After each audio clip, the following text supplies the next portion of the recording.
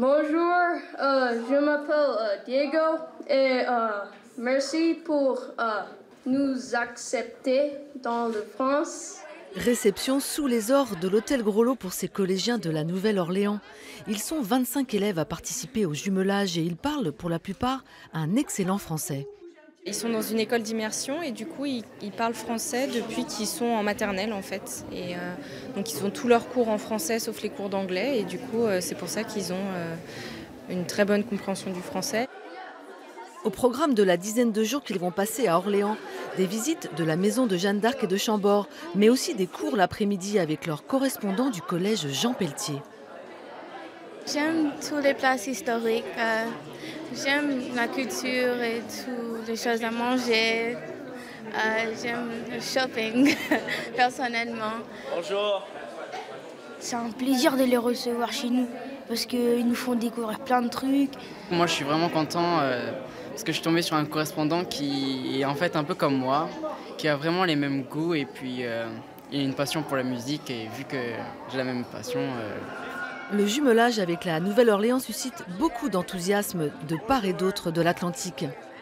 C'est la spontanéité des Américains. Et alors là, c'est voilà, dans la rue, enfin partout où on allait, la spontanéité, l'accueil qui est très chaleureux. Et puis surtout cette couleur qu'il y a de la musique tout le temps, du matin au soir.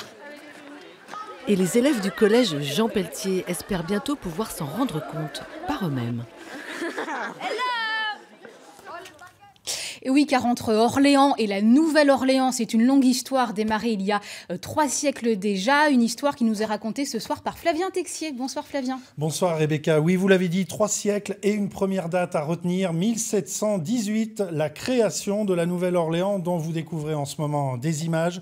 Le nom de cette ville a été choisi en l'honneur du régent Philippe, alors duc d'Orléans. Le voici.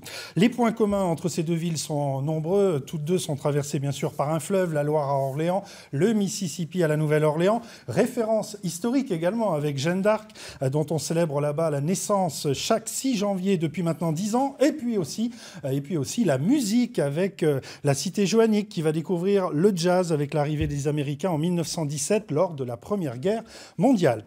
1917, eh bien c'est justement une date très importante cette année-là. La Nouvelle-Orléans organise la célébration de son bicentenaire. Et là-bas, eh bien, il y a un petit groupe de personnes qui veut renouer des liens avec la France. Une délégation est alors reçue en octobre à l'occasion d'une visite officielle à l'hôtel Grolot par le maire d'Orléans de l'époque, un certain Fernand Rabier. Et c'est alors le début d'une longue amitié qui commence. Et cela va continuer par la suite.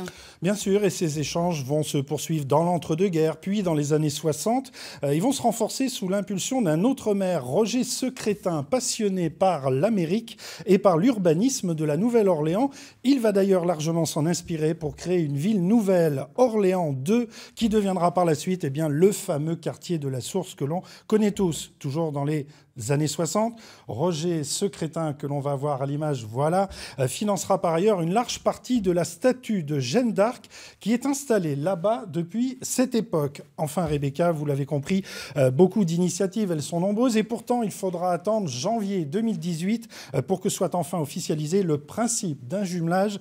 Une délégation, vous le voyez, emmenée par Olivier Carré, était sur place en début d'année, un siècle après, Rebecca. Une histoire très riche. Merci beaucoup Flavien.